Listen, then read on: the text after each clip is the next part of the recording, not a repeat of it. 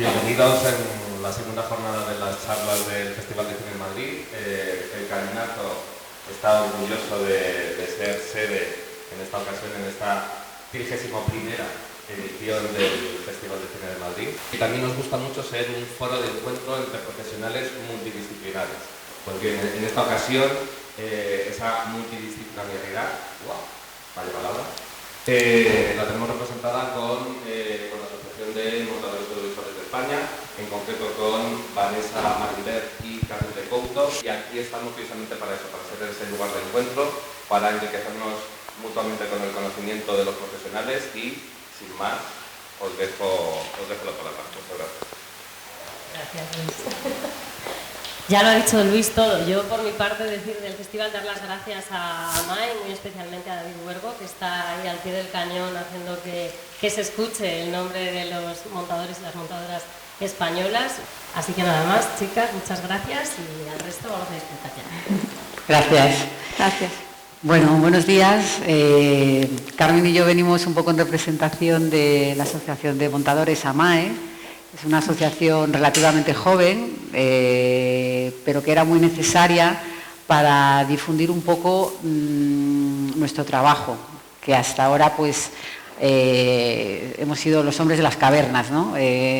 Metidos en nuestras salas de montaje, la gente no es muy consciente del trabajo que hay después de un rodaje, ¿no? Es verdad que quizá es mucho más conocido lo que se hace en un rodaje, la parte del show business y todas estas cosas, pero claro, realmente detrás de todo eso hay un trabajo muy laborioso de cierre de proyectos, de consolidación de algo que en ocasiones ha llevado años de proceso, ¿no? De llegar a elaborar. Entonces, bueno, desde AMAE lo que estamos intentando es difundir lo máximo posible nuestro trabajo, darle una cierta relevancia y bueno, para eso estamos hoy un poco aquí, para contaros cómo es nuestro trabajo normalmente. En este caso nos pidieron hablar sobre el trabajo del montaje en largometrajes y Carmen y yo colaboramos en la última película de Fernando León, bueno, la última ya no, porque va a estrenar un documental sobre Sabina, pero colaboramos con Fernando en El Buen Patrón. Pero las dos hemos hecho muchas más producciones que esta, que se ha llevado muchos premios. O sea, que El Buen Patrón es solo un proyecto más de los tantos que tenemos que abordar y es verdad que no todos los proyectos tienen la misma magnitud, ¿no? Me refiero en cuanto a presupuesto, etcétera, ¿no?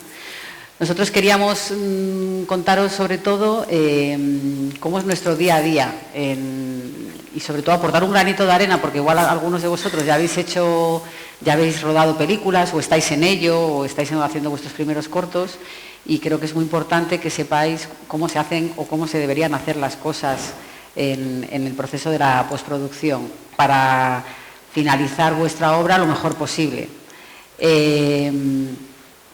Bueno, esto que veis aquí es un ejemplo de una posible sala de montaje con nuestros dos monitores de trabajo y el monitor de salida donde solemos ver lo que vamos montando, pero yo quería contaros primero un poco las fases creativas con las que nos enfrentamos, porque el montaje no es solo manejar un software, que es lo que todo el mundo puede pensar, sino que se trata de aportar tu granito de arena como profesional.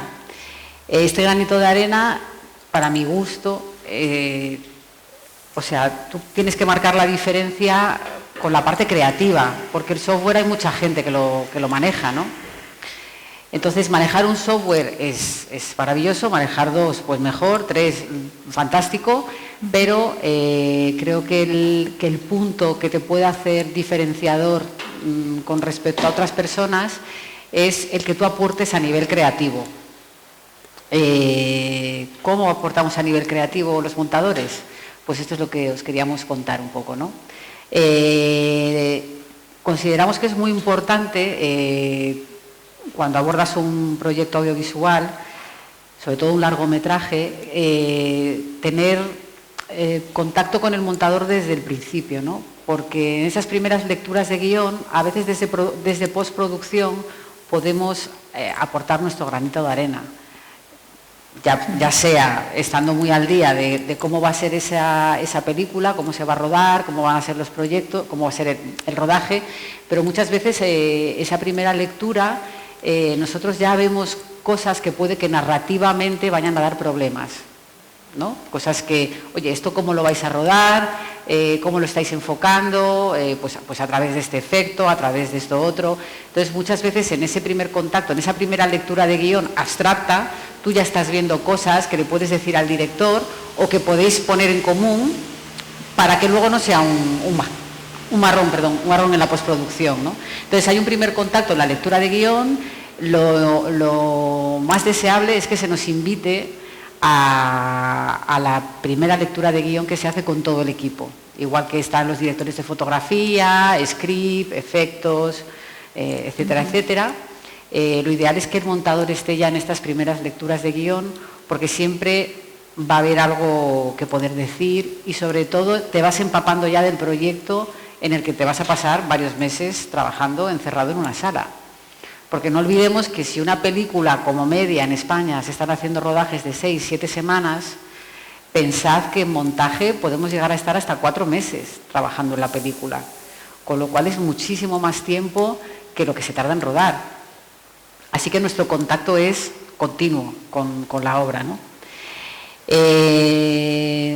Una vez que ya se levanta el proyecto, se pone todo en pie, bueno, pues montaje, organizamos los equipos. Normalmente ahora Carmen nos va a contar un poco partes muy importantes que el ayudante controla. Para mí, o sea, quiero hacer un hincapié importante en lo importante que es para un montador tener un buen ayudante. A menudo nos enfrentamos con productoras que, bueno, pues que intentan rascar poniéndote una persona que solo digitalice, que les cuentan los días con los dedos de las manos, que te dicen, no, pero si solo va a ingestar el material, tal. No, un ayudante de montaje es mucho más importante que todo eso, lleva un control muy exhaustivo y es la primera persona que ve el material rodado. Esto es muy importante que quede claro.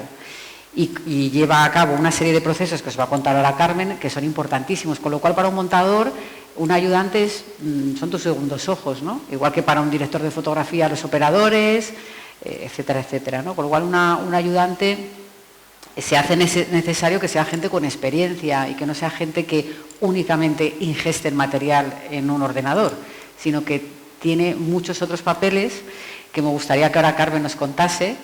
Y bueno, ahora Carmen va a contar su parte, pero sentiros libre de interrumpirnos cuando queráis, si tenéis dudas de las cosas que os vamos contando, porque se trata de que sea un poco más charla, ¿no? Pero a mí me gustaría que Carmen nos contara un poco, una vez que ya se ha rodado el material y que empezamos a recibir el material, nosotros estamos incorporados desde el día 2.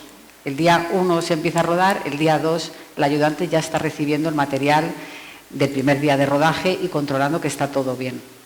Así que os paso un poquito con Carmen para que os cuente cómo son las labores de esta primera recepción de material.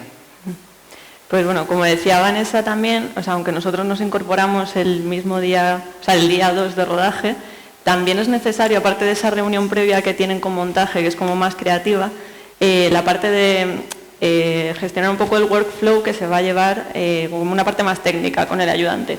Porque necesitamos saber, bueno, cómo se va a rodar, cómo nos va a llegar el material, si hay alguna necesidad que vamos a tener que poner en práctica luego en esos primeros pasos que tenemos que dar hasta que llegue el material a la montadora, ¿no? En este caso. Entonces yo creo que es fundamental esa reunión previa técnica también con el ayudante para que luego todo esté como más atado y mejor. No sé si quieres darle a... Sí. Vale, gracias. Y eso, además de esta reunión de workflow, también pues eso, pruebas de cámara previas para que no se ruede el primer día y de repente pase algo que no se pueda solucionar en un día. Entonces, para que vaya todo como mucho más fluido, ¿no? Además, he puesto aquí al final como contacto constante con la montadora, pero yo creo que eso tendría que ser también una de las primeras cosas que hay que poner en la función del ayudante, porque al final... Pues eso, como dice Vanessa, somos como los segundos ojos de los montadores, Entonces, claro, es fundamental que cada cosa, cada detalle que veamos, se lo traslademos. Ya no tanto en la sala de montaje, que tenemos pues nuestros bins y nuestros comentarios y puedo dejarlo anotado en un cuaderno, sino también contándole día a día qué va pasando, si hay algo que no vemos bien, para que se pueda dar la voz de alarma a rodaje de que eso tienen que solucionarlo de alguna forma. Entonces, una vez ya tenemos todo esto como un poco atado de todos los contactos, o sea, todas las reuniones más técnicas, contacto con montadora y tal, tendríamos que saber eso, cómo y quién nos va a pasar el material. Desde que está todo digital y tal, pues ya siempre existe un DIT, o debería existir un DIT, ¿no? Entonces, esta persona nos va a enviar, porque claro, el material a lo mejor se rueda a 4K, incluso 8K se rueda ahora. Entonces necesitamos que ese material nos llegue a una calidad que el programa el software de montaje pueda recibir bien, no se atasque, o sea, proxies, ¿no? Que llamaríamos. Entonces esos proxies nos lo tiene que pasar el DIT, en este caso, para poder trabajar de una forma fluida con el programa. Luego hay en algunos proyectos que también existe la figura del digitalizador o digitalizadora, que esta figura haría como esa ingesta previa en el software y también a veces funciones de sincronización del material y demás. Entonces, lo que decía Vanessa, de que el ayudante al final no es una figura de sincroniza y ya está, o sea, sí que tenemos muchas más funciones que realizar, sobre todo eso, a favor de ayudar al montador lo máximo posible para que cuando llegue a la sala todo esté perfectamente para que ellos puedan montar y no tengan que preocuparse de absolutamente nada más que centrarse en montar y en esa parte creativa que es tan fundamental y que puede dar un cambio total a lo que ha sido el guión, a lo que ha sido el rodaje y a lo que ha sido todo. No sé, como ves un poco así. Fenomenal. Sí, es un poco, muchas veces, no sé, es que os pongo ejemplos. Yo he trabajado en películas, yo es que he estado mucho tiempo de ayudante antes de ser montadora, con lo cual eso me dio un aprendizaje muy bueno a la hora de luego ser jefa de equipo. ¿Por qué? Pues porque como ayudante, desde la retaguardia, tú vives otro tipo de marrones con los que de otra manera no te enfrentarías, ¿no? Y luego tienes mucha relación como ayudante con el resto de equipos que luego van a formar parte de la postproducción de la película, ya sea efectos, ya sea sonido, ya sea laboratorio. Es decir, te da un background muy bueno a nivel técnico que un montador tiene que tener, aunque luego se dedica a la parte creativa, no puedes estar ajeno a los tiempos de hoy en día, te tienes que estar actualizando constantemente a nuevas resoluciones, a nuevos formatos, no tienes por qué saber quizá de cámaras, pero sí de formatos de grabación, resoluciones, bueno, otro tipo de opciones que muchas veces pueden dar un cambio creativo al look de la película, ¿no? Por ejemplo. Entonces, lo que os decía es eso, que yo como ayudante he vivido situaciones de crisis muy bestias, de tener que echar a un foquista, pues porque, no sé, me estoy acordando de una película de Gonzalo Suárez que se rodaba en Asturias entera de noche y claro, la gente acababa reventada, todo el equipo se iba a dormir, el material llegaba a primera hora a la sala de montaje y todo llegaba fuera de foco. En el combo no lo veían porque era de noche, en la sala de montaje al día siguiente nos llegaba fuera de foco. Claro, un rodaje de noche en Asturias con 100 personas de equipo, imaginaros la pasta que es si no avisas rápidamente de que el material está llegando mal. Entonces, es muy importante que haya un equipo ajeno al rodaje, que no está en la locura del rodaje, porque somos conscientes de que es una locura, pero que con ojos objetivos analice lo que se está rodando, no solo porque esté fuera de foco. Os pongo otro ejemplo. En montaje tenemos un contacto muy estrecho normalmente con el director. Entonces, muchas veces los directores mismos te preguntan qué tal ves al actor, qué tal ves a este, qué tal ves al otro. Y claro, tú desde fuera de esa vorágine de locura, de tener que cumplir calendario de rodaje, etcétera, etcétera, le puedes dar un montón de información o él puede corroborar cosas que él ya se está oliendo, ¿no? Esto no va a funcionar, le tengo que apretar por aquí o no sé. Sí. Hay un montón de cosas que somos un feedback muy objetivo para el director y que servimos de gran ayuda, y yo insisto mucho en la necesidad de que el montador, si vais a hacer películas o si vais a montar, que esté incorporado desde el principio de los tiempos del proyecto, ¿no? Hablamos aquí del buen patrón, que efectivamente nos llevamos un Goya por la peli. Yo no me incorporé la primera semana de rodaje y para mí fue pues traumático, en el sentido de que me incorporaron a la semana 6 y yo tenía que empaparme del material a todo correr para intentar ver si había algún problema. Pero claro, como montador lo primero que te surge es esto de, ostras, me tengo que ver el máximo posible de secuencias para ver si detecto algún problema, ¿no? Decidieron incorporarme más tarde porque a Fernando le gusta mucho el montaje y quería estar más presente en todo, en todos los procesos, pero realmente yo considero que es un error, que los montadores tenemos que estar desde el principio y de hecho os tengo que decir que es lo que normalmente se hace, ¿eh? Yo voy a empezar a la otra película y el día 2 ya estoy ahí y es lo que la productora te pide, ¿no? Pero a veces pasa, os puede pasar que os ofrezcan un proyecto que ya esté entero grabado y vais a estar muy vendidos porque hay cosas que no vais a estar a tiempo de poder corregir. Sin embargo, estando desde el principio, pues desde tu ayudante que a nivel técnico está muy encima de todo, hasta tú que estás en cosas creativas que el equipo no está pendiente, pues vas a poder aportar mucho y el proyecto estoy segura que va a quedar mucho mejor. Eso lo tengo clarísimo, ¿no? Sí. Os quería contar también... De hecho, puedo hacer una pequeña anotación de esto que decía. Claro, en este caso que comentaba Vanessa de esta película, como ella se incorporó tan tarde, es verdad que al final Vanessa me preguntaba mucho desde el principio de, oye, ¿cómo ves esto? Tal. Entonces, claro, también, además de que es bueno que ellos estén desde el principio, también que el ayudante esté solo en ese proceso, también te pone mucha presión porque al final solo tienes esos dos ojos para mirar, ¿no? Sí. Entonces, no tienes tampoco feedback que te esté dando nadie, no... tú vas un poco gestionándote como puedes, pero claro, es que yo creo que es fundamental que estén las dos partes desde el principio trabajando juntas. Entonces, nada, claro. Por ejemplo, en este caso, Carmen la incorporaron porque había alguien que tenía que ir ingestando los materiales, ordenándolos y chequeando que todo estuviese bien. Pero claro, Carmen, por otro lado, necesita feedback de alguien de su mismo equipo para contrarrestar cosas, ¿no? Entonces, eso a mí me parece una cosa a mejorar en ciertas producciones, que es verdad que ya no ocurre casi, ¿eh? O sea, realmente para mí fue una sorpresa muy grande porque yo los 20 y pico años que llevo trabajando, creo que es la primera vez que en una peli me incorporan tan tarde, ¿no? Pero, sin embargo, fijaros, ha sido la película que se ha llevado el Goya al mejor montaje, ¿no? O sea, que al final dices, bueno, es de locos, pero te puede pasar con grandes producciones y decir, oye, pero esto no puede ser, ¿no? Y bueno, en fin, estoy pensando en otra película, pero claro, ese era un caso diferente. En la película última que he montado de Carlos Saura, no, la anterior, yo solo hace mucho que trabajo con Carlos Saura, era una película que se iba a montar en México y me pasó lo mismo, o sea, que es la segunda vez que me pasa, pero es porque iban a montarla en México y al final Carlos decidió que prefería venirse a montarla aquí, me llamó, yo feliz, pero ya estaba la película entera rodada, ¿no? Ahí también me encontré con un montón de problemas que ya no tenían solución. Y yo además con Carlos sí que estoy acostumbrada a incorporarme desde el segundo día, ¿no? Con lo cual, eso es una de las primeras reivindicaciones que creo que como montadores tenemos que poner sobre la mesa en cuanto a las producciones, ¿no? Una cosa muy curiosa que me gusta contar es el tema de la realidad verdadera de nuestras películas es cuando llega el material rodado, ¿no? O sea, una cosa son los planes de rodaje, el guión, etcétera, etcétera, pero el montador recibe finalmente lo rodado, que no siempre casa con la idea que todo el mundo tiene de la escena o de la película, ¿no?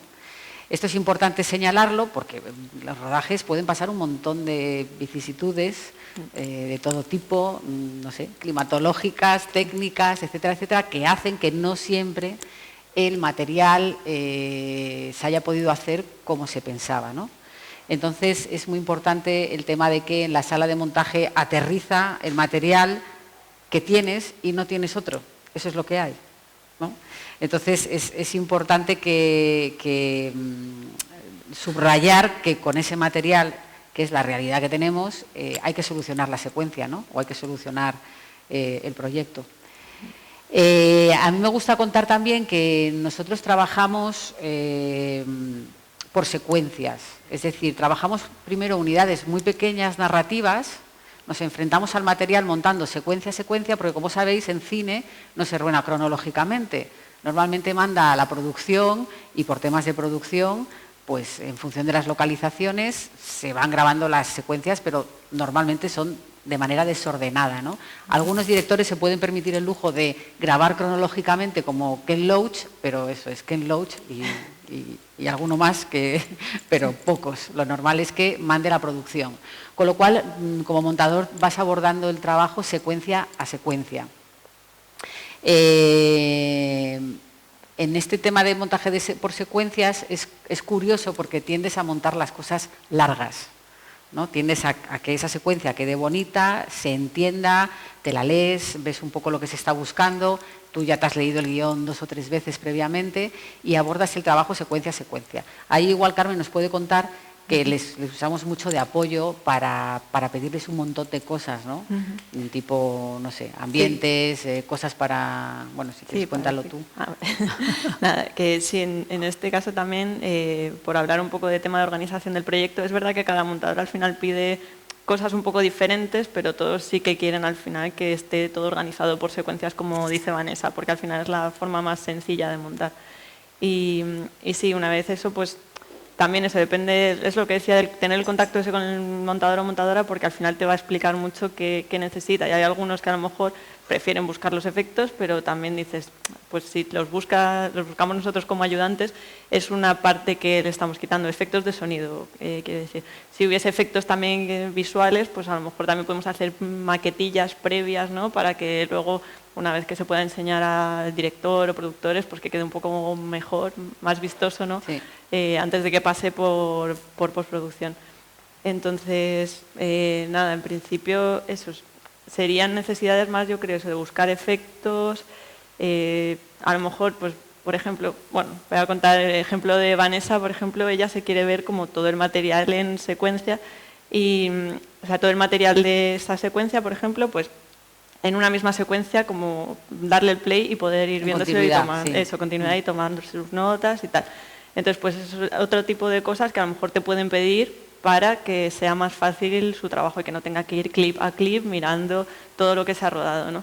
Que en ese caso yo lo veo muy guay que lo hagas así porque al final también es una buena forma de decir de toda esta toma, o sea, todas estas tomas, cuál es la que mejor está, ¿no? Para poder utilizar después, ¿no?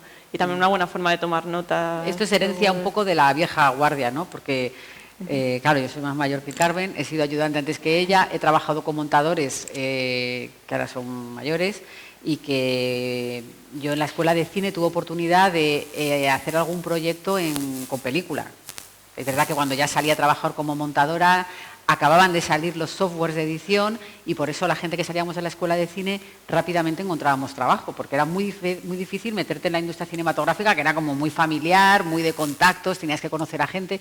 En nuestro caso, como justo salieron los softwares, salíamos con una formación de la ICAM bastante buena y los montadores de la vieja escuela necesitaban ayudantes que manejaran esos softwares, porque ellos estaban acostumbrados a trabajar con los rollos de película.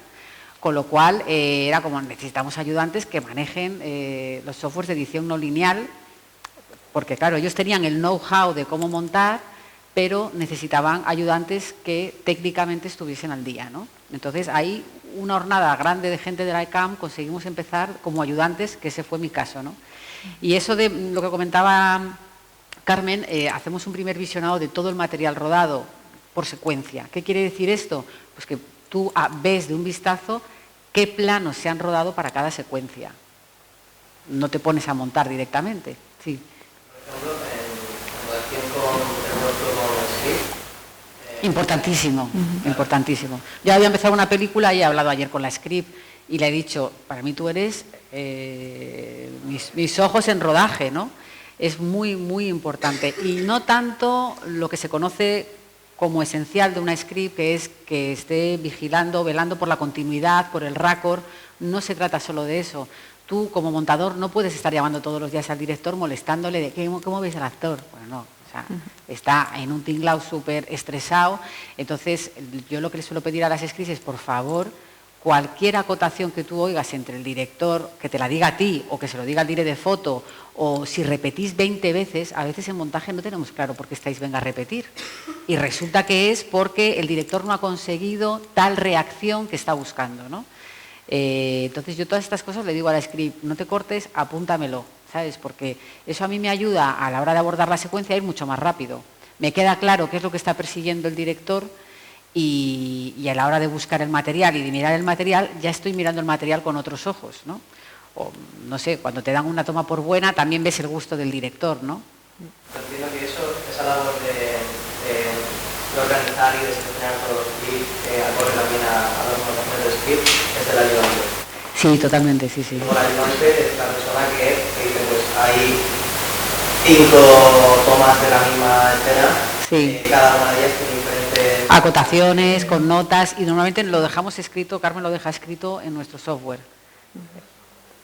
En el Avid, bueno, yo es que suelo trabajar con Avid, pero en cualquier sistema de edición no lineal tienes apartados para poder apuntar cosas, ¿no? Entonces, yo le pido normalmente al ayudante que lo que diga la script me lo apunte ahí. Sí. Hombre, antes lo hacíamos con papel, ahora intento reciclar, o sea, intento no usar mucho papel, ¿no? Entonces, lo tenemos ahí apuntado, entonces tú de un vistazo ves cuáles son las tomas buenas y por qué, y cuáles son las malas y por qué son malas.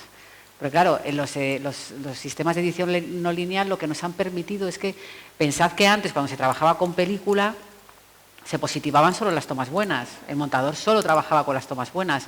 Ahora, con estos sistemas de edición no lineal, ingestamos todo el material. Es decir, que aunque haya 2 tomas buenas, yo siempre, cuando no encuentro una reacción, me voy a las tomas malas. Me da igual que sean tomas malas. Yo tengo que encontrar ese gesto que estoy buscando, igual lo encuentro en una toma mala. La de tomas malas que salvan los montajes, es verdad. Luego, claro, luego es un mundo, ¿no? Carmen, que ha estado conmigo en varios proyectos, dependiendo de con qué director trabajes, pues hay directores que son de pocas tomas y otros que son de muchas tomas. Por ejemplo, Fernando León es de muchas tomas, muchas. Entonces, claro, todas esas tomas te las tienes que revisar. Es algo muy laborioso, ¿no? Y entonces hay un primer visionado, que es el que comentaba Carmen, que yo intento sentarme a ver el material tranquila, ¿no? Ver qué tiros de plano han elegido para contar la secuencia y ver a los actores así en plan virgen y tomar las anotaciones, porque ese primer visionado que yo voy a hacer tranquila, como si estuviese viendo la tele en mi casa, a mí normalmente me da el mejor feedback de toda la peli, en el sentido de que como no estoy en rodaje, no sé si la actriz es gilipollas o el director de foto estaba enfadado o si estaba lloviendo, me da igual. Yo lo que veo es lo que hay, que es con lo que tengo que montar. Entonces lo veo y veo lo que me funciona y lo que no.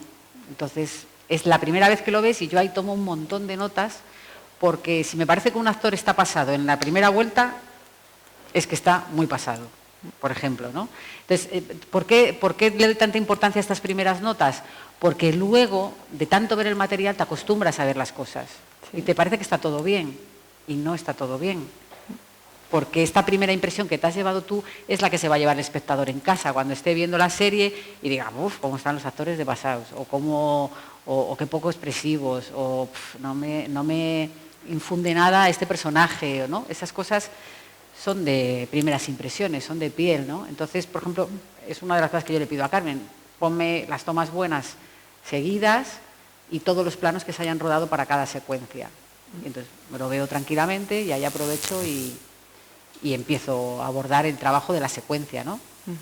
Y ahí como punto técnico, anotar en plan para los ayudantes que estéis aquí o futuros ayudantes, sí que está bien que después de acción pongáis un locator, por ejemplo, o después de cada retome que haya un locator para que una vez se lo vea así, porque muchas veces hasta que empieza la acción pues hay 2 minutos ahí de uno preparándose tal y no pasa realmente nada interesante. Entonces si lo ponéis así es mucho más fácil por si tiene que saltar, digamos, de una toma a otra, para poder vérselo y que no se vea pues eso, cosas que a lo mejor no sirven para nada. Sí, pero a veces desde la claqueta hasta que realmente empieza la acción pasa un montón de tiempo. Solemos pedir, lo hacemos muchos montadores, que nos pongan una marca de que la acción empieza en tal momento, ¿no? Porque cuando vas rápido buscando algo, no tienes tiempo de estar dando el play y esperar a qué tal, ¿no? Es una cosa como muy práctica, porque luego es verdad que una vez que estás concentrado, eres muy robótico y vas como rápido a lo que andas buscando casi sin pensar, ¿no? Sí. Entonces, lo que os decía, que primero abordamos el montaje por secuencias, En este montaje por secuencias, pues los ayudantes muchas veces, yo a veces les pido incluso que antes de que yo monte la secuencia, oye, si tú ves que hay ambientes que me van a ayudar para montar la secuencia, efectos, lo que sea, me lo dejas dentro del bin y yo voy a ir mucho más rápido para montar. Si a veces no dan con el ambiente que tú andas buscando, pues se lo pides, etcétera, etcétera, ¿no? Una cosa que también hacemos en montaje durante el rodaje es, estamos muy al loro de qué tal va el sonido, qué tal la calidad del sonido y de pedir wild tracks, porque como cada vez hay más prisa para rodar las películas, pues se nos ha olvidado de que existen los wild tracks, que existe la grabación de ambientes, tan importante para recrear una secuencia, que existe la grabación de room tones, es decir, la atmósfera que está sonando ahora mismo aquí, que tenemos nosotros de fondo. Esto a mí me va a ayudar porque va a hacer que los cortes pasen mucho mejor.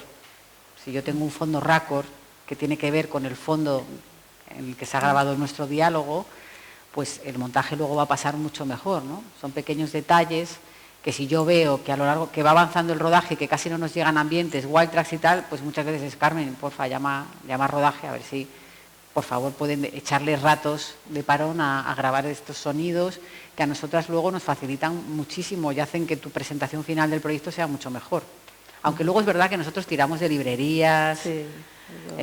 La vuelvo loca, búscame ambientes, no sé qué, pero no es lo mismo. O sea, no es lo mismo un fondo de una librería que el fondo que hay aquí ahora mismo, con esta reverb, ¿no?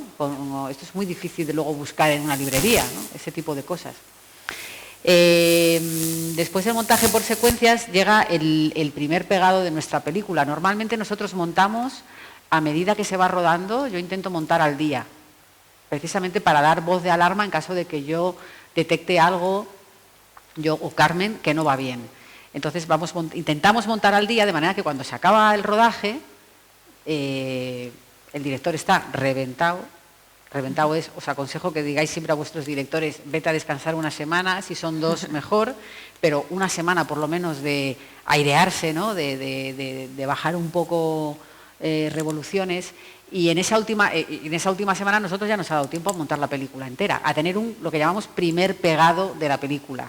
Es decir, una estructura armada, bien montada y que yo, cuando llegue el director, pueda ver en play con él, ¿no? Esto que parece, bueno, que igual para la gente de la industria es normal, para la gente de fuera de la industria, pues se piensan que los montadores trabajamos siempre con el director aquí. Y claro, esto no es así. Normalmente cuando un director te llama para hacer un largometraje es porque te ha entrevistado, ha visto cosas que has hecho, ha hablado mucho contigo del proyecto y te ha elegido a ti porque ha habido feeling y piensa que vas a poder llevar a cabo bien esta labor previa de montaje y luego continúa la labor con él, por supuesto, ¿no? Pero que trabajamos mucho tiempo solos y planteamos unas primeras estructuras que luego vamos a poder revisar con el director. Es decir, una vez que el director ya ha descansado, tal, o viene de rodaje, llegan normalmente hechos una mierda a la sala de montaje, es decir, que somos montadores, psicólogos, sí, etcétera, etcétera, porque esto es la realidad, es así. Entonces, bueno, pues cuanto más cómodo esté el director, mejor va a salir todo, ¿no? O sea, que intentamos que el director se sienta lo más a gusto posible y estamos ahí para que la película quede lo mejor posible, ¿no? Con lo cual nos enfrentamos al trabajo con el director, como digo, con estructuras ya hechas. Entonces es mucho más rápido avanzar.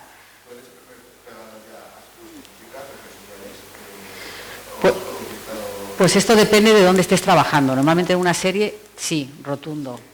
Yo en una serie ya empiezo a buscar músicas, ambientes, es decir, el armado es súper laborioso y vamos muy rápido porque somos conscientes de que luego al director solo le van a dar 5 días para revisar su capítulo, 4, no más. Estoy hablando de cuando trabajamos en series. Cuando trabajamos en largometrajes, no, es diferente. Tenemos mucho más tiempo que en una serie, se le da más vueltas a las cosas y hay más margen de maniobra, es así. O sea que normalmente está muy bien manejarte en los dos mundos porque te da otro tipo de visión, ¿no? Cuando trabajas en una serie tienes que poner un chip diferente a cuando estás en un largo porque los tiempos son los que hay y porque no te van a dar más. O sea, a no ser que el showrunner esté súper enamorado de su proyecto y diga esto hay que darle otra vuelta y tal, normalmente trabajas mucho más a pistón y agradeces mucho cuando estás en un largo poder tener tiempo de ver las cosas, dejarlas aparcadas, volver a mirártelas a la semana y decir, pero yo cómo he montado esto está fatal, no tiene ningún sentido, debería haber empezado por aquí. Y esto ocurre cuando tú dejas respirar las secuencias, que es una cosa que yo recomiendo muchísimo, las ves de una manera muy diferente cuando pasan unos días, ¿no? Entonces, bueno, pues lo que os decía, que cuando tú haces este primer armado y el director ya viene a ver la película contigo, pues ya trabajas sobre estructuras ya hechas y vas mucho más rápido. El trabajo es muy operativo y hablas de cosas más generales. Es verdad que a veces te dicen, oye, pues es que yo en esta secuencia, no, la toma que me gustaba no la has puesto, o este momento me lo imaginaba más dilatado, o esta parte la tenemos que trabajar más, o por qué no hacemos, ¿no? Entonces hablas ya de cosas más de estructura con el director y el trabajo va mucho más rápido, ¿no? Y yo de hecho creo que lo que decías de, bueno, igual en un largometraje que lo ves más con el director y tal, no tanto, pero a lo mejor en una serie sí que está bien como dejar lo máximo, o sea, lo más completo el capítulo de efectos, de cosas, porque aunque todos trabajamos en este y tal, pero hay gente que realmente no sabe ver un proyecto que no está terminado, que no está con el color bien, que no está con el sonido bien. Y de hecho yo aquí reivindicaría que estaría bien también que sonido siempre empezase un poco antes, que siempre es como cuando acaba el montaje empieza sonido, pero aunque sea para hacer como unos previos de para poder enseñarlo lo más completo posible, porque todo lo que pueda hacer yo de corregir el sonido, luego lo van a tirar a la basura y van a empezar de cero, ¿no? Bueno, entonces, sí. No, ayer estuve en una charla muy interesante del montador de sonido de Iñárritu, que la dieron en la academia, y me fui con unos compañeros montadores, porque claro, está muy bien que tengamos que sepamos cómo trabajan la gente que nos rodea, ¿no?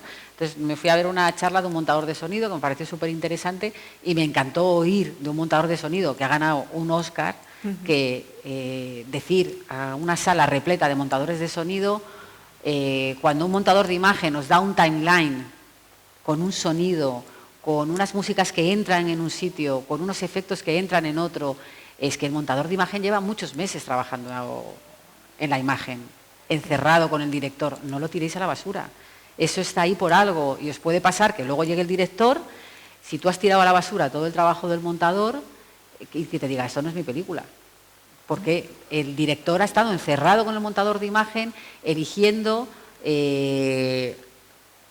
ya ambientes, eligiendo por qué una música entra en un sitio y no entra en otro, por qué cambio la toma de audio de un actor, pero sin embargo dejo su imagen, ¿no? Ese tipo de trucos que hacemos a veces.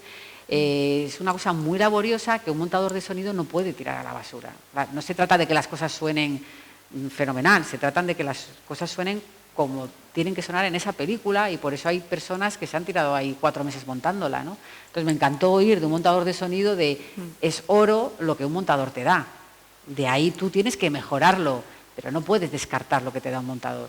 Hombre, a no ser que te llegue un montador y que todos los sonidos que te pongan sea una mierda, ¿no? Pero normalmente eres muy minucioso a la hora de elegir sonidos que poner en tu primera maqueta, porque tiene que ser lo más próximo a lo que el director se imagina, ¿no? No me vale cualquier puerta o cualquier ambiente de campo. No, es campo, no, pero es que es una casa muy solitaria, no, es una casa que está al lado de una estación de tren, ¿no? Ese tipo de matices nosotros ya nos lo curramos en montaje de imagen, ¿no? Luego vendrá la labor del diseñador de sonido, que también es muy creativa, pero que nuestra primera maqueta marca mucho cómo ve el director la película, ¿no? Como os decía, cuando pegamos la película al completo, mirad, esto es un pantallazo de una peli que no he hecho yo, pero bueno, para que veáis un poco cómo es nuestro entorno de trabajo, ¿no? Nosotros trabajamos con 3 monitores normalmente. Aquí está todo aglutinado en una pantalla, pero esto es lo que es nuestro proyecto de trabajo, nuestro timeline, donde tiramos nuestros planos y nuestros sonidos. Aquí lanzamos los planos y aquí vemos un previo de lo que vamos montando, ¿no? Sí. Cuéntame. A nivel de la ingesta, cuando llega el material, los futuros son pesadísimos, a unos niveles estratosféricos. ¿O no? Ahí os puede contestar Carmen, sí. Claro. Creo que se trabaja con NAS, trabajáis Cuéntales tú si quieres, Carmen. Claro, o sea, es verdad, como decía antes, que en cámara, o sea, lo que sale de cámara es pesadísimo. Pero por eso el DIT, o sea, nos hace los proxies, que bueno, sigue siendo pesado, pero no tan pesado como lo que saldría de cámara, ¿no? Entonces, con esos proxies, o sea, depende un poco del proyecto. O sea, a veces, a lo mejor en películas sí que se trabaja más, pues en una sala y vas como con discos duros y hay como backup de ese disco duro y tal, pero a lo mejor en una serie sí que tienes como un NAS, como dices tú, que está como conectando varios ordenadores y está todo el material dentro de ese NAS y lo puedes sacar desde las diferentes salas, ¿no? Pero, o sea, es que claro, es verdad que, o sea, es pesado, pero no tanto una vez tienes los proxies. Y si te mandan el material de cámara directamente, de alguna forma tienes que hacer tú que no pese tanto ese material. O haciendo un AMA-Link en Avid y luego transcodificando, o pasando por DaVinci haciéndote tus propios proxies, pero no puedes meter un archivo de 4K en Avid porque... Sí, igual esto no lo hemos dicho, para los que no, claro, los que no estáis acostumbrados a los workflows de audiovisual, aunque tú grabes en 4K, yo nunca voy a montar en 4K en mi sala, nunca en la vida. Es absurdo. Y aparte que no hay softwares que te muevan 4K a la velocidad a la que yo voy montando. Entonces se graba en 4K, 8K, pero nunca en la sala de montaje tenemos el material a esa calidad. Tenemos proxies que son una copia exacta de esos archivos, pero a menor resolución. A menor resolución quiere decir que pesan mucho menos para que nuestro Avid pueda mover bien todas las imágenes. O pensar que luego tengo yo un timeline de 2 horas y media de película y me tengo que mover ágilmente de un sitio a otro, con lo cual trabajamos con proxies que pesan menos. Una de las primeras cosas que se establece en este sistema en estas reuniones tan importantes de workflow, por favor, pedirlas siempre, no, o sea, antes de sentaros a montar y de empezar un proyecto, pedís a producción que queréis una reunión de workflow. Es súper importante para establecer cómo se va a trabajar, es decir, qué proxies vamos a utilizar, con qué resolución, porque hay varias resoluciones. Entonces hay gente que tira muy por lo bajo en la resolución y resulta que es una peli que está llena de efectos y la calidad no tiene, la calidad, aunque tú estés montando, tú tienes que poder ver bien la imagen. Entonces es muy importante el tipo de códec que se estipula para que se trabaje en montaje. Entonces muchas veces estos proxies nos los dan ya de rodaje. Hay una Edit Station en rodaje y estos archivos a 8K nos los bajan de calidad y estos archivos van para montaje. Pero nuestra fuente original, lo que antes era el negativo de la película, está a 8K. Eso pesa muchísimo. Eso normalmente hay 3 copias. Una que va a la productora, una que va al laboratorio y a veces otra está en la sala de montaje, no en la sala de montaje, en la casa, en el laboratorio en el que estés trabajando, ¿no? Es decir, se procura que haya 3 copias en 3 sitios diferentes por si pasa cualquier cosa. Imaginaos que hay un incendio en el laboratorio, has perdido tu película. Entonces se reparten las tres torres con el material almacenado, ¿no? Pero nosotros no trabajamos con ese material. Nosotros luego haremos, cuando se acabe la película, haremos un link a ese material a 8K, pero solo de los trocitos montados. ¿Hay una persona externa que se encarga de hacer la digitalización final? Sí, esa digitalización final se llama conformado. Conformado. Y se hace normalmente en el laboratorio en el que se va a hacer el color. Es decir, cuando acabamos nuestro montaje, esto es nuestro timeline, es decir, esto es el montaje. Algunos de estos planos tienen efectos, como veis ahí. A conformado va la película al completo, pero previamente Carmen ha sacado los planos que tienen efecto y los ha mandado al equipo de efectos para que trabajen en ellos. Entonces, los planos que tienen efecto, bueno, si quieres, van a ir a conformado, se lo va a mandar la gente de VFX. O sea, tú piensas que en montaje, o sea, con mucho tenemos una maquetilla de ese efecto y eso lo pasamos. Claro, igual lo que te descoloca un poco de que no se linken bien esos archivos, piensa que aunque tengamos los de 8K y los de, por ejemplo, 1080 nosotros, el nombre del archivo tiene que ser el mismo, para que luego ya pueda linkar.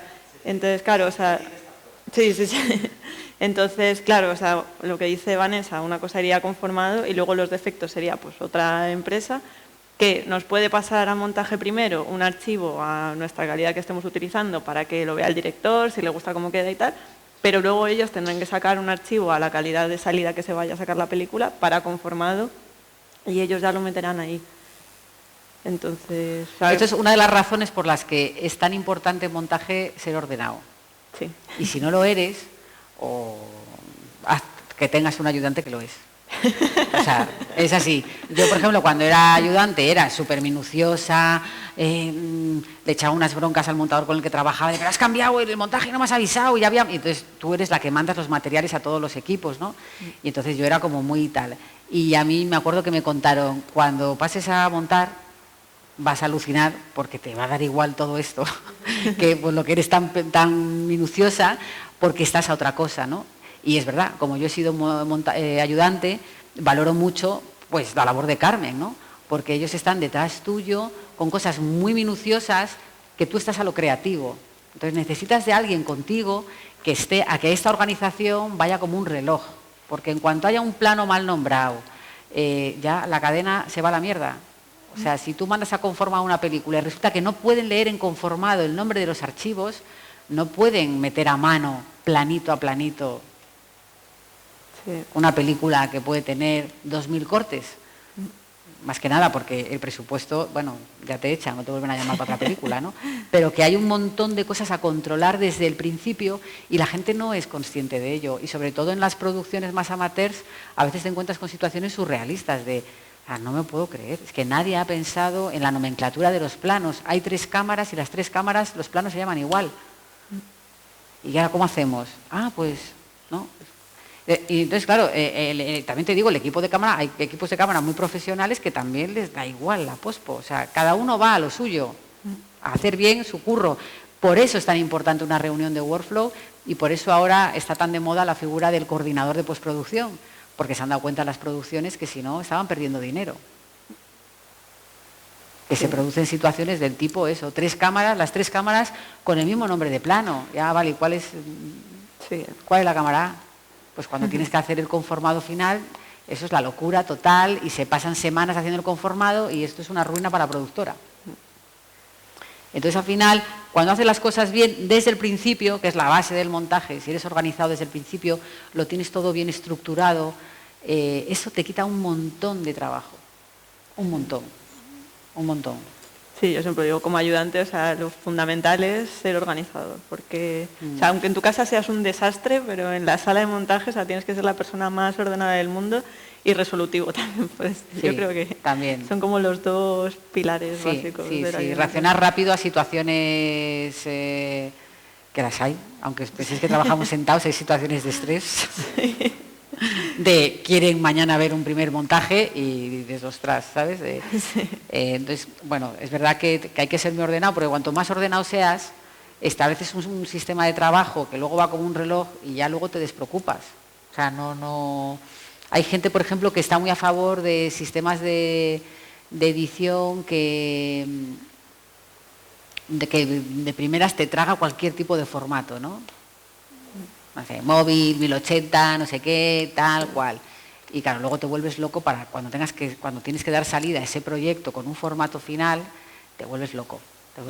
Por eso es tan importante desde el principio, oye, qué resolución vamos a trabajar, cómo va a trabajar el equipo de cámara, cómo va a trabajar montaje, cómo vamos a dar los materiales a todos los equipos. Es la clave para tú luego tener un montaje agradable y dedicarte a lo que tienes que dedicar, que es a que la película crezca narrativamente. Porque al fin y al cabo es que no somos tocateclas, es que estamos en una fase súper importante de la película, en la que estás cerrando la película y como comentaron ayer, creo que dijo un director, es que estamos muy habituados a que en montaje se cambie el guión. O sea, es que es así. Yo ahora salgo de una serie que nos hemos pasado los 6 capítulos cambiando de orden absolutamente todo. O sea, que la narrativa muchas veces en montaje se reinventa porque nos damos cuenta que lo que en papel funciona, luego no funciona. Y el montaje puede ser la llave para que eso funcione. No soluciona todo, es muy importante. Esta camiseta que me la regaló Carmen, ¿no? Arréglalo todo en pre y no en post. Es que es verdad, es que la gente se piensa que en montaje podemos hacer magia. Y es como, mira, no, si el actor está mal, es que está mal. Que da igual que le pintes de colores. Está mal. O sea, si el ritmo interno de la peli es malo, es malo. O sea, vas a ayudar con el montaje, pero Pero sí que es verdad que a veces cosas muy bien rodadas en montaje te las puedes cargar, ¿sabes? Porque no das con el ritmo adecuado, porque no haces buenas transiciones, porque dejas la película demasiado larga, no la has querido dejar reposar y resulta que esa película la quitas un cuarto de hora y gana muchísimo. Bueno, pues hay un montón de situaciones en montaje, no me acuerdo bueno, eso es justo lo que estabas contando ahora, ¿no? Que del primer pegado al montaje final realmente es cuando se realiza la última escritura del guión, básicamente, porque la peli puede cambiar un montón. Todas las películas normalmente nos enfrentamos a primeros pegados largos, de 2 horas y media, de 3 horas, que luego hay que reducir a una duración que el productor considere apropiada, y que la peli sea... No tiene por qué haber una duración fija estándar para las películas, pero quiero decir que las películas tienen que ser ágiles, ¿no? Independientemente de que su ritmo interno sea lento, rápido, bueno, pues siempre estamos en esta fase final, hay un trabajo de pulido enorme. Y en esta fase final, que yo estoy dedicada con el director a encontrar la forma final perfecta, tiramos también mucho de los ayudantes porque les volvemos locos, del tipo, ¿ha llegado ya algún efecto? Por ejemplo, ¿no? Hacemos maquetas de efectos que se lo mandamos, Carmen se lo manda ya al equipo de efectos, esas maquetas nos las mandan a veces de vuelta y probamos en montaje si funcionan o no. Les solemos pedir más sonidos, les podemos que nos busquen, has oído tal y tal banda sonora, bájame esa banda sonora que la voy a poner de referencia porque creo que puede funcionar de cara a darle pistas al músico, ¿no? O sea, realmente ahí el ayudante nos está ayudando por detrás en un montón de cosas y nosotros estamos centrados con el director en cerrar la mejor película posible. De hecho, a mí me gustaría reivindicar un poco en esta figura del ayudante, que claro, nosotros estamos durante el rodaje, luego nos dan de baja y luego volvemos a los procesos finales. Y claro, el montador, bueno, es terrible, claro, o sea, necesita un montón de cosas, pero no porque no sepa hacerlas ni nada, es que no tiene tiempo físico, o sea, y llega un momento que si estás todo el día con el director haciendo cosas, es que a lo mejor ya no tienes cabeza ni para hacer un exportado de lo que sea o para buscarte un efecto, o sea, no tienes ni tiempo ni ganas, o sea, y muchas veces nos dan de baja durante X tiempo, luego tenemos que volver, que igual estamos solapados con otros trabajos, porque claro, tenemos que seguir trabajando. Sí. Ya estás totalmente perdida de cómo está la película, porque no has estado durante todos esos meses y al final también es un jaleo volver como a reincorporarte. Entonces yo creo que es bueno que el ayudante esté durante todo el proceso. Sí. Aunque no sea a lo mejor durante, o sea, todas las semanas, yo que sé, los 5 días, pero no sé, llegar a un acuerdo de, bueno, pues te vienes todas las semanas, no sé, 2, 3 días hasta que termine esto, no lo sé. Sí, es muy importante porque luego les exigimos a los ayudantes que se incorporen al proyecto y que se lo sepan de memoria como te lo sabes tú y nada, no se lo saben. Es como se tienen que poner al día, ¿no? De a ver cómo habéis dejado la película, qué efectos han quedado, cuáles han caído.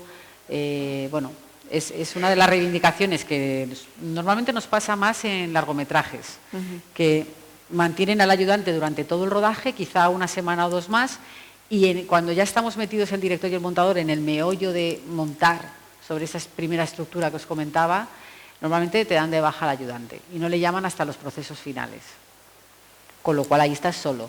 Esto, por ejemplo, en las series no ocurre, porque como en las series el engranaje es tan rápido, procuran que todo el equipo esté incorporado todo el tiempo, porque según estás sacando un capítulo ya estás montando otro, o a veces estás montando 2 capítulos o 3 a la vez, en función de las secuencias que te van llegando, con lo cual al ayudante ahí no le pueden dar de baja de ninguna de las maneras, pero en los largometrajes nos pasa esto y siempre reivindicamos que los mantengan, ¿no? Porque es que es una pieza fundamental del engranaje.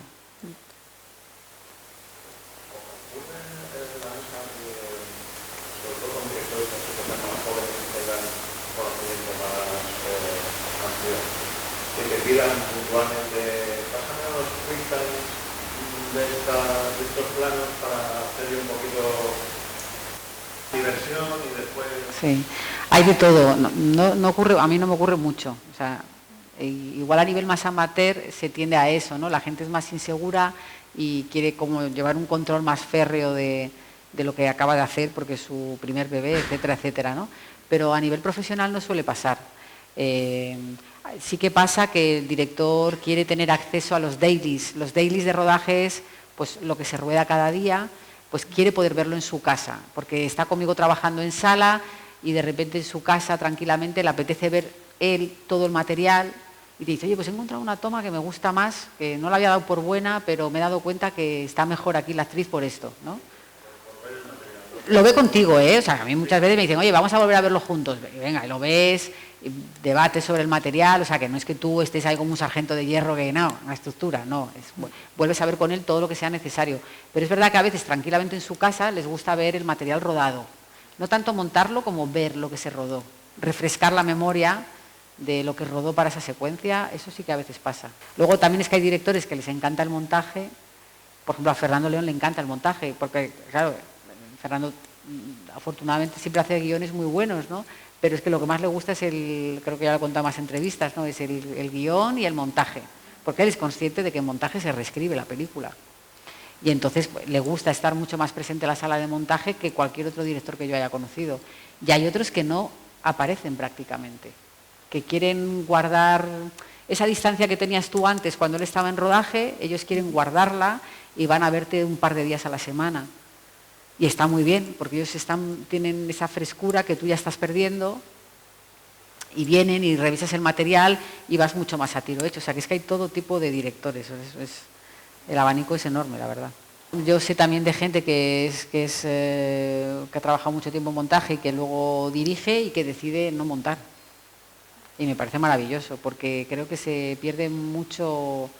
Te pierdes mucho de lo que otra persona te puede dar desde fuera, ¿no? Otros ojos, digamos, ¿no? Estás ahí en tu bucle y yo noto cuando voy a ver películas que el Dire ha hecho todo. No sé, pongo un ejemplo. Dan con algún efecto o con alguna manera de contar algo, ¿no? Que les funciona. No sé, una ensoñación o... Venga, pues ahora cada vez que tenga un flashback voy a hacer este efecto, ¿no? Cuando dan con una cosa así, lo exprimen hasta la saciedad. Y entonces tú lo ves luego en la película y dices, madre mía, qué aburrimiento, lo ha usado 500 veces. Ese efecto ya pierde toda su fuerza.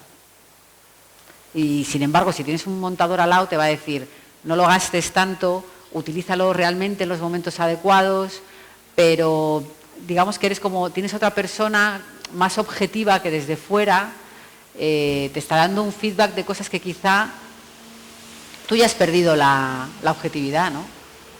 Perdona, que querías preguntar algo. No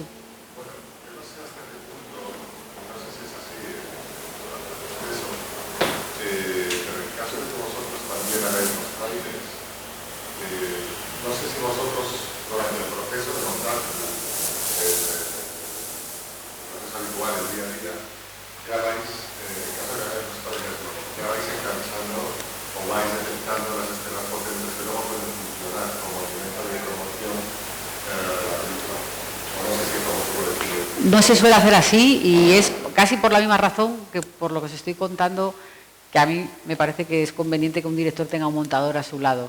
Los montadores también, aunque tú veas las escenas que son más atractivas, al final del proceso pierdes también esa frescura. Y lo que se suele hacer es encargar el tráiler a gente externa. Y a mí me parece muy bueno. Luego hay gente especializada en el montaje de tráilers que es buenísima y que lo va a hacer muchísimo mejor que yo. O sea, yo estoy acostumbrada a montar estructuras narrativas grandes, ¿no? Pero hacer un tráiler potente no lo hace cualquiera. Yo me doy cuenta que no lo hago igual de bien que compañeros míos, que dices, joder, mira qué pieza ha hecho, ¿no? Qué chula, ¿no? O yo no lo hubiera hecho tan bien. El montaje, como en otros ámbitos del audiovisual, como que te vas especializando en algo, ¿no? Y yo me doy cuenta que, por ejemplo, que hay gente que hace esas cosas mucho mejor que yo.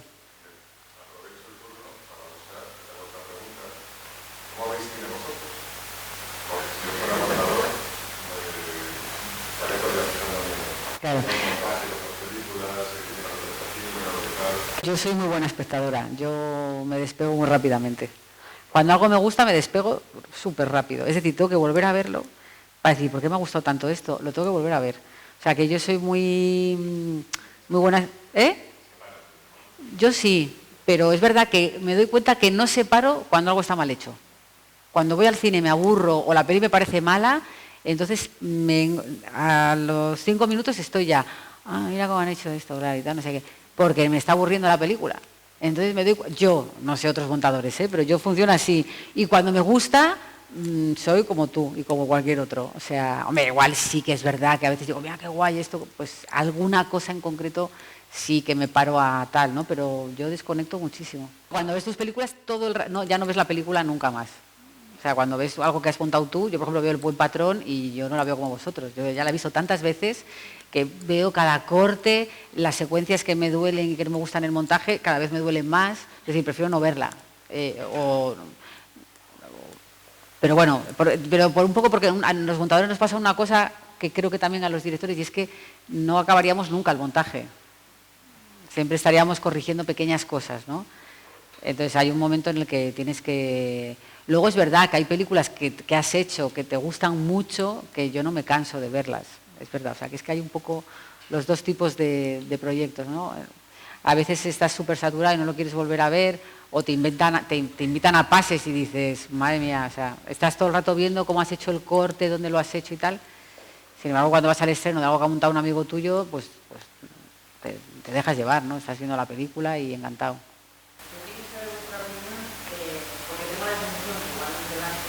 Como que al final de todos los avances hay cierta obsesión por la calidad en sí de la imagen y tal, y si eso rinde o no, a veces con el avance de a la hora de montar. A mí me parece que sí. O sea, a mí me parece que estas resoluciones a las que estamos llegando ahora y tal, en fin, no sé, o sea, realmente como montador yo me centro más en la narrativa, en el ritmo de la película, en las transiciones, en los tiempos, en si la estructura está bien, si es aburrida. Yo me centro mucho en eso.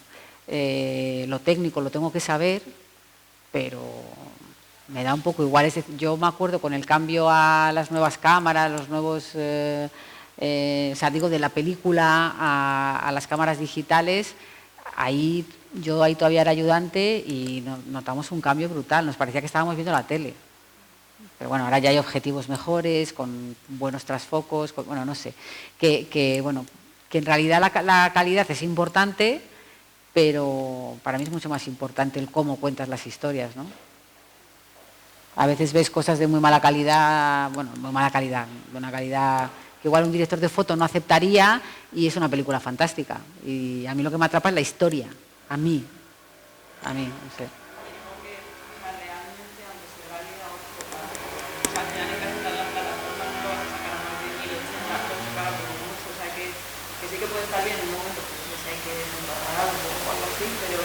Yo creo como Vanessa que debe ser una narrativa o otro tipo de cosas, porque ahora que me cosas con peor calidad y son muy buenas. Sí, a veces la gente para sus primeros trabajos se obsesiona con tener cámaras de la leche y tal, y dices, bueno, céntrate mejor en cómo cuentas y qué es lo que cuentas, porque te va a llevar mucho más lejos, vas a trascender más. O sea, gástate el dinero quizá no en grabar en 8K, sino en hacer un buen equipo que haga esa historia lo mejor posible, ¿no? Porque al final lo que le estás haciendo es contar historias. Es que montar es contar historias, montar y trabajar en el audiovisual, ¿no? Entonces lo importante es que esa historia trascienda. No sé, yo lo que sí que veo, por ejemplo, quizá más en videoclips o algo así, que graban a 4K, pero luego al final estás metiendo un filtro de, claro, no sé, 4 tercios, tal, o sea, que digo, ¿para qué? No sé, ¿para qué has grabado 4K, no? Y no sé, pero a veces te lo exigen así y está.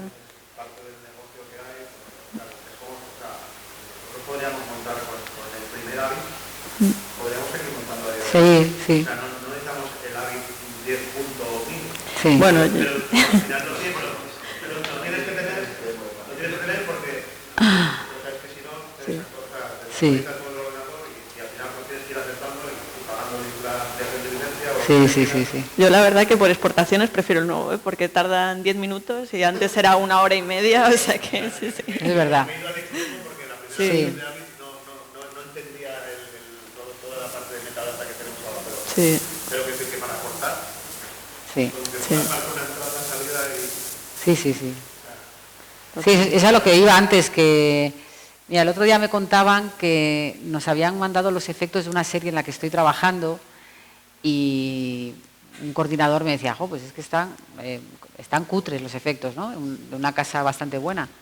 Y claro, ahí es cuando ves la diferencia entre operadores buenos y mediocres. O sea, yo cuando doy clases de montaje a gente joven, también he dado clases de narrativa a gente que trabaja en efectos especiales y les decía, de verdad que os vais a diferenciar por lo que aportéis a nivel creativo. Si tú trabajas en efectos especiales, te mandan a hacer un croma y lo haces tal cual te han mandado la referencia y resulta que funciona fatal, que no es creíble, que hay un árbol enorme en primer término y el croma no funciona y tal.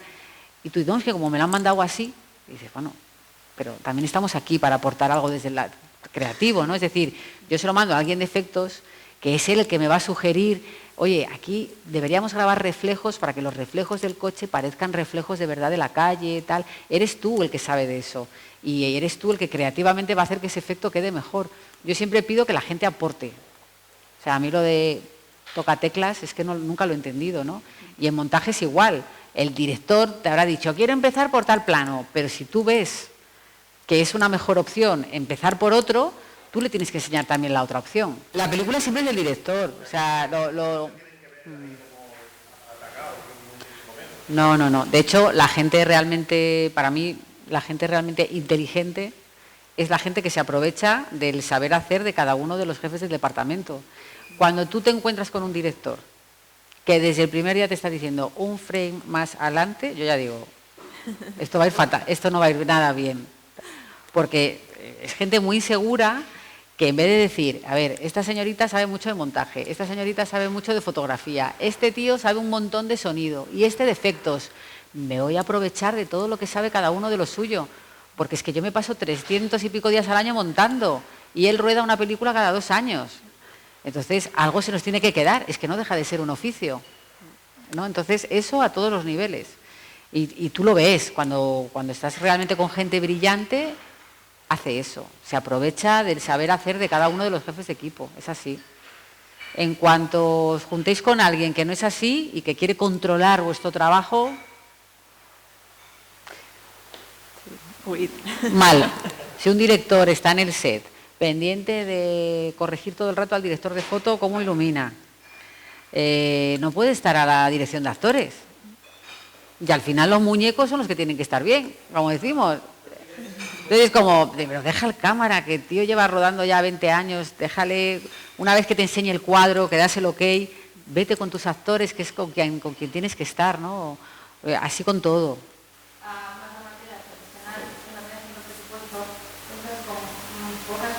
Sí, claro. Claro. Es verdad, eso es verdad.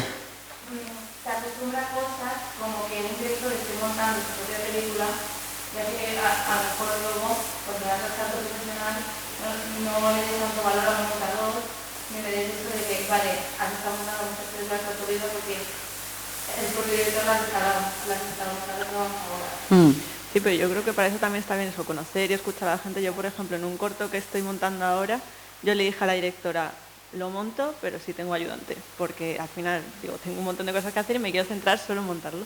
Y le expliqué, en plan, porque decía, ¿pero qué hace el ayudante? ¿Sabes? No sabía, y le estuve contando, pues mira, hace esto, me va a liberar de esto. Ah, vale, estupendo esto. O sea, que le pareció bien y he conseguido en un corto tener ayudante, entonces... Netflix se está obligando a ello ya, porque son conscientes de la cantidad de cosas que tiene que hacer un ayudante, que el montador tiene que estar a otra cosa, es que tiene que estar a la parte de la historia, de que su capítulo, que ha costado millones de dólares, funcione, porque no funciona. Entonces tú no puedes estar a exportar, a hacer renders, a buscar sonidos, ambientes, a atender al director. No, tienes que estar concentrado en que esa historia funcione, ¿no? Es así.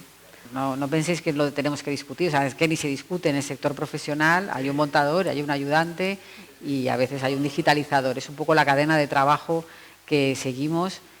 Y es verdad que cuando vas de cosas amateurs en las que todo lo hacemos nosotros, ¿no? Y pegas el salto, el cambio es muy grande, pero es muy grande para todos los equipos. O sea que es importante saber cómo se hacen las cosas o cómo se deberían hacer las cosas bien para cuando te toque pegar el salto, ¿no? Decir, oye, pues es que me han puesto una montadora que va a estar montando mi peli mientras que yo la estoy rodando. Pues qué maravilla, ¿no? Yo ya estoy viendo los planos pegados que he rodado y veo si funcionan, si no funcionan, si vamos a tener que grabar más planos porque me he quedado corto para contar esto, ¿no? Entonces, aprovéchate de eso. Aprovéchate de que vas a tener un especialista en cada uno de los departamentos, ¿no? Si tenéis alguna duda más sobre cómo trabajamos o yo sobre todo hacer hincapié en eso, ¿no? Que no es lo mismo el guión en papel que todos tenemos al resultado final. En la mayoría de las películas que veis en la gran pantalla se ha tocado estructura casi siempre. Estructura es mover secuencias de sitio, eliminar tramos muy importantes de la película porque no funcionan o porque la película decae en tal minuto o porque la película tarda mucho en arrancar. Algo que tú en papel admites bien, en pantalla dices, madre mía, minuto 20 y todavía no sabemos de qué va la peli. Pues esto es muy importante para atrapar al espectador. ¿Esto dónde se soluciona? En montaje. Porque es como, a ver, minuto 25 nos enteramos de qué va la peli. No puede ser. Venga, vamos a ver cómo lo hacemos, qué quitamos, qué abreviamos, para que la peli arranque de verdad antes y para que el espectador se enganche a la historia antes, ¿no? Todas esas cosas se hacen en montaje. Tienes mucha presión porque al final cualquier cosa que pierdas ya no es que pierdas un archivo, es que pierdes una cantidad de dinero que han invertido en hacer eso brutal, ¿no? Y eso, mínimo te despiden, yo creo, y luego a ver, que sí, que luego a lo mejor hay alguna forma de arreglarlo dándole una vuelta al guión o no sé, pero es una responsabilidad brutal. Por eso la necesidad de hacer backups todo el tiempo, de todo, no sé. Toda precaución es poca, siempre. Películas bien montadas, sí que aquí me gusta a mí contar que la gente asocia buen montaje a montaje picado, a montajes acelerados, muy picados, tipo videoclip, y para mí buen montaje está muy lejos de todo eso. O sea, montar picada o en escenas en las que todo vale es mucho más fácil que montar bien una secuencia, ¿no? Yo siempre digo a mis alumnos que una buena secuencia de diálogo, bien montada es oro, ¿no? Quién escucha, quién recibe, cómo son las reacciones. Una peli para mí bien montada, es que hay muchas.